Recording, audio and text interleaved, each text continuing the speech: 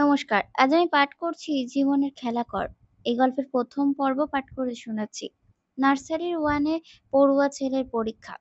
সময় মাত্র ১.৫ ঘন্টা। যেতে আসতেই সময় শেষ হয়ে যাবে বলে আমি সহ অনেক অভিভাবক স্কুলের বাইরে থাকা আমাদের জন্য বরাদ্দ রুমে বসে গল্প করছিলাম। সকালে ছেলেকে ঘুম থেকে ওঠানোই একটা কাজ। কেন যেন রাতে এত তাড়াতাড়ি ঘুমিয়েও সকালে উঠতেই চায় না। মাথা আমার গরম হয়ে যায় খুব সহজে। আমি গজগজ করতে থাকলে মামুন বলে, কেন ওকে বকছো সুমি? আমার অভ্যাসই তো ছেলে পেয়েছে। মনে নাই বিয়ের দিন বড় মামা হাত মিলিয়ে দেবার সময় কি বলেছিলাম আমাকে? আমাদের মেয়েটা ঘুমোতে ভীষণ ভালোবাসে বাবা। তুমি প্লিজ একটু ধৈর্য ধরে ওকে ডেকে নিও। আমি তো এখন তোমার কোমল হাত ধরার আনন্দ ভুলে ভাবছি আল্লাহ জানে কোন কুম্ভকর্ণকে বিয়ে করেছি। এ সময় অভিভাবকদের অনেক কথা বলতে শুনেছি। আমি নিশ্চিত এই ধরনের অনুরোধ এই প্রথমবার কেউ শুনেছে। ওকে মুখে বলি, তুমি তো আমায় যেন ৬ বছর ধরে ডাকতে ডাকতে বিরক্ত হয়ে গেছো। মুখে যাই বলি না মামুনের কথা আসলেই সত্য। হ্যাঁ, ঘুম আমার ভীষণ প্রিয়। বড় মামা যখন কাউকে আমায় ডাকার জন্য বলতেন তখন কেউ রাজি হতো না। আপা এসে জোরে জোরে ধাক্কা মেরে বলতো, আশ্চর্য, আমি বুঝি না এটা কোন ধরনের ঘুম। আমার তখন মনে পড়ে যেত শ্যামলা রঙের মাঝারি গড়নের আঙুল দিয়ে বাবার চুলে বিলি কেটে ডাকতো, উঠে পড়ো আব্বা, জলদি ওঠো। বাবা আমাদের দুই বোনকে জীবনেও নাম ধরে ডাকেনি, এখনো ডাকেন না। বুকটা হঠাৎ মোচড় দিয়ে উঠলো। পাশের বিথি ভাবি হাতে নাড়া দিতে চমকে উঠলাম। মৃত পায়ে হাসি উপহার দিয়ে তখন স্বাভাবিক হওয়ার চেষ্টায় রত আমি। রুমের বারান্দায় দাঁড়ানো ভাবিদের জন্য গজ্জলা চলছে তখন। আমার মতো অনেকেই রুমের বৃদ্ধ ঠিকানা বসতে অনিচ্ছুক। প্রায় ১৫ মিনিটের মতো সময় ধরে পরীক্ষা চলছে। হাওয়ায় ভাসছে কোন ভাবি কি করছে, কে এত দেমাগি ভাব নিয়ে চলতে চলতে এমন গাড্ডায় পড়েছে, কার স্বামী বেলনাপানা করতে গিয়ে বইয়ের হাতে ধরা পড়েছে। এত নিখুঁত বর্ণনা মনে হবে ওরা সকালে যেন ওখানে উপস্থিত ছিল।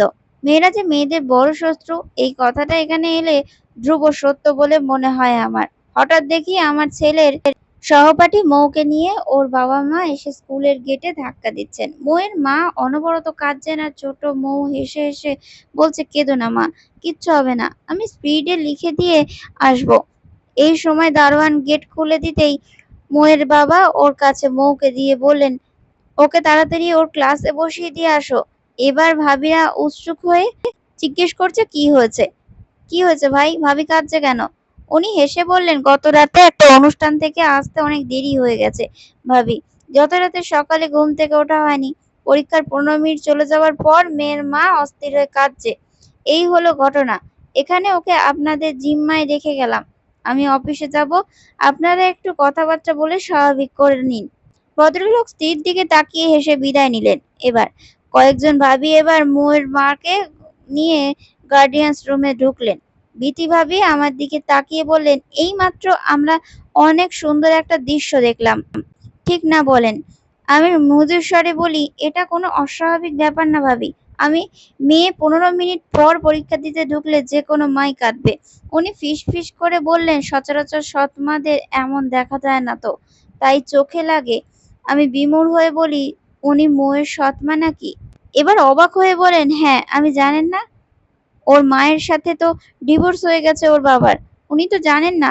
এই কথা শুনে আমার বুকের ভেতর রক্তক্ষরণ শুরু হয়ে গেছে। অজানা অচেনা কোন অভিশাপে অভিশপ্ত চাতক পাখি পিপাসায় অস্থির হয়ে পানি খুঁজছে। যেখানে দাঁড়িয়েছি সে জায়গায় উঁচু কোনো ঢালান নেই বলে পরিষ্কার নীল আকাশ দেখা যাচ্ছে।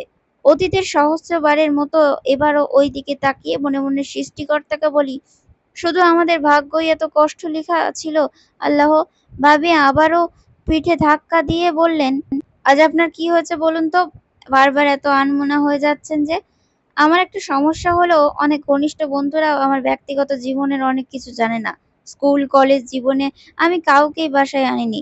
শুধু মনে হয় সময় হয়তো এরাই আমাকে নিয়ে হাসাহাসি করতে পারে। সুতরাং স্কুলের পরিচিত ভাবিকে কি হয়েছে বলার প্রশ্নই ওঠে না। কান্না গিলেও ফেলি, বলি কিছু না, ভাবছি মোয়ের ভাগ্য ভীষণ ভালো। আমার মা যেদিন মারা যান সেদিন বৃষ্টিতে সারা বছর ভাসছিল। শহরের বেশিরভাগ এলাকায় পানি ঢুকে গেছে। আমি তখন ক্লাস 2-তে, ও আপু ক্লাস 5-এ পড়ে। আমরা দুজন যখন পাগলের মতো কাঁদছি, আমাদের বাবা তখন দুজনকে দুই বাহুর মধ্যে নিয়ে পাখির ডানার মতো আগলে রেখেছেন। ভীষণ ব্যস্ততা থাকতেন বলে বড় ফুপুকে আমাদের সঙ্গে থাকার জন্য আনলেন।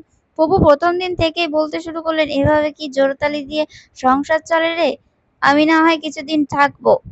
সবসময় তো থাকা সম্ভব না। মেয়ে দুটিকে দেখে রাখাশোনার জন্য একজন লাগবে। মেয়েকে দেখে বিয়ে কর, ভালো হবে। তোর বা বয়স কি? তাহলে কনে দেখি। বাবা প্রথম কমাস না করেছে, কিন্তু ফুপু আঠার মতো লেগে আছেন। তার চাচাতো ননদ নাকি অনেক ভালো, অনেকবার বিয়ে হয়েছিল, টেকেনি।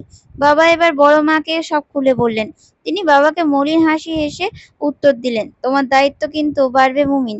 নতুন আগন্তুকের কাছে মেয়ে দুটো ভালো আছে কিনা, আদরে ভালোবাসায় আছে কিনা, এটাও খেয়াল রাখতে হবে। ফুফু ফটো দেখালেন। ভদ্রমহিলা আসলেই সুশ্রী। এক ছুটির দিনে বাবা গিয়ে দেখে আসলেন। আমরা দুজনকে বললেন, আমি বলে এসেছি আমার দুটো মেয়ে আমার কলিজা, এদের যেন কোনো অযত্ন না হয়, অনাদর না হয়। এই শর্ত যদি মানে তবে বিয়ে হবে। ঘাড় নেড়ে বলে, বাচ্চারা খুব আদর পাবে। এখন বলো মামুনিরা কি করব? আমি কিছু বলার আগেই আপু বলল, তাড়াতাড়ি আন্টিকে নিয়ে এসো বাবা। আজকের পর্ব এখানেই শেষ করছি। ভালো লাগলে লাইক, কমেন্ট, শেয়ার করবেন আর চ্যানেলটিকে সাবস্ক্রাইব করে রাখবেন এরকম সুন্দর সুন্দর গল্পের নোটিফিকেশন পাওয়ার জন্য।